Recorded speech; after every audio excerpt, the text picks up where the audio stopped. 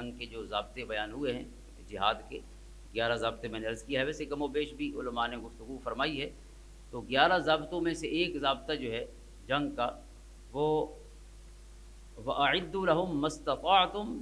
مِّن قُوَّةٍ وَمِن رِّبَاطِ الْخَيْلِ، یہ آیت کریمہ ہے، آیت نمبر 60 ہے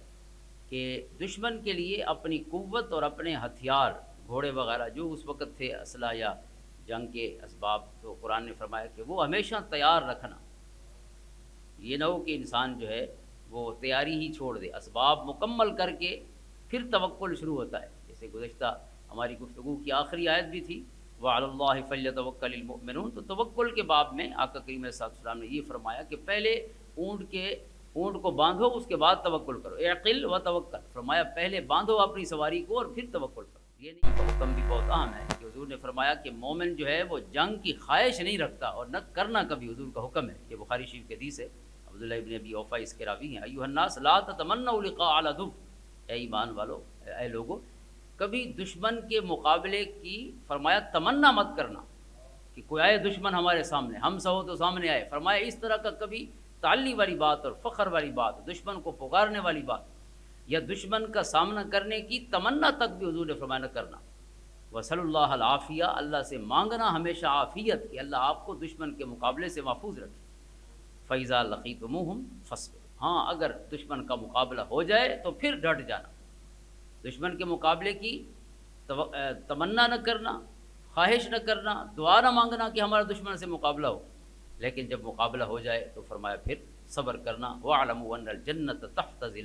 ظِلَالِ السُّيُوفِ، فرمایا جان لو کہ بے شک جنت تلواروں کے سائے تلے، جنت تلواروں کے سائے، اور حضور صلی اللہ علیہ وسلم کے غلاموں نے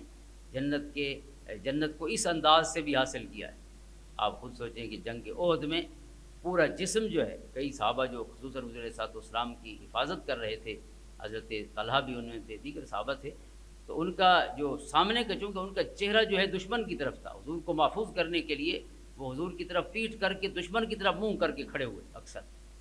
تاکہ آتے ہوئے تیر کو دیکھے، چونکہ حضور صلی اللہ علیہ وسلم کو بچانا تھا، تو اگر پیٹھ کرتے دشمن کی طرف تو پتہ نہ چلتا کہ تیر کہاں سے آ رہا ہے۔ اس انداز میں انہوں نے حضور کی حفاظت کی، اور پورا جسم سر سے لے کے پاؤں تک جو ہے جیسے تیر اس طرح چبھے ہوئے تھے، جیسے سوئیاں جسم میں چبھو دی گئی، اس انداز۔ حضرت قتادہ رضی اللہ تعالیٰ عنہ کی جن کی آنکھ نکلی ہے، وہ آنکھ بھی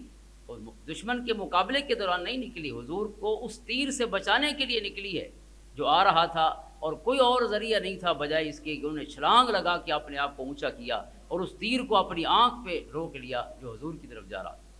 تو یہ ہے تلواروں کے سائے والی جنت۔ فَإِنَّ الْجَنَّةَ، حضور فرماتے ہیں وَاعْلَمُوا أَنَّ الْجَنَّةَ تَحْتَ ظِلَالِ السُّيُوفِ، لیکن حکم یہ ہے کہ کبھی اللہ تعالیٰ سے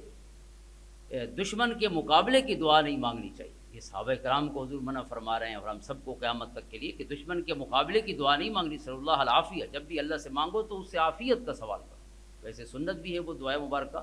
اللہم انا نسألک العفو والعافیۃ والمعافاۃ الدائمۃ فی الدین والدنیا والآخرہ، مختلف الفاظ میں یہ حضور کی دعا جو ہے مختلف کتب حدیث میں ہے کہ اللہ سے ہمیشہ عافیت مانگو، معافات مانگو، اللہ رب العزت سے ہمیشہ عفو مانگو، معافی اور عافیت کا سوال کرو۔